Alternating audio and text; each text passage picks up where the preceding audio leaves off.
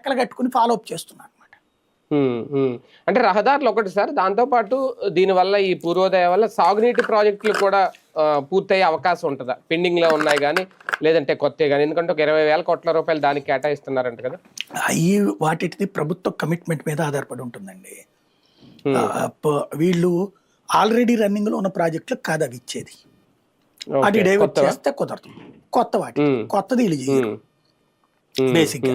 వీటి పాత వాటి ఇందులో లెక్క చూపెడతారు. అక్కడ మళ్ళీ తేడా వస్తుంది.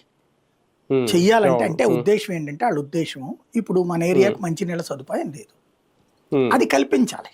ట్యాంకులు కట్టించి అవి లేదు. ఒక ఏరియా బాగా మెట్ట ప్రాంతం, దగ్గరలో ఒక 10 కిలోమీటర్ల దూరంలో నీళ్లు వెళ్తున్నాయి, పారే కాలువ ఉంది, ఆ కాలువ నీటికి లింక్ చేసి పెట్టాలి.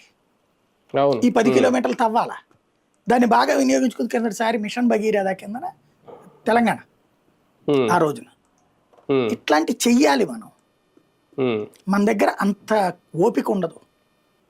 మనదంతా ఏంటంటే ఇవాళ 100 రూపాయలు పెట్టాం, ఇంకో 200 వాడు వేయాలి, 300 పని జరగాలి, నా పేరు చెప్పుకోవాలి, ఇంతే లెక్కల్లో ఉన్నాం మనం. ఒక రకంగా ఈ నిధుల వల్ల ఒక భారీ రిలీఫ్ అయినా సార్ రాష్ట్రానికి? ఏ కాదండి, ఇప్పుడు ప్రస్తుతం బతుకుతున్నది కేవలం కేంద్రం వల్లనే.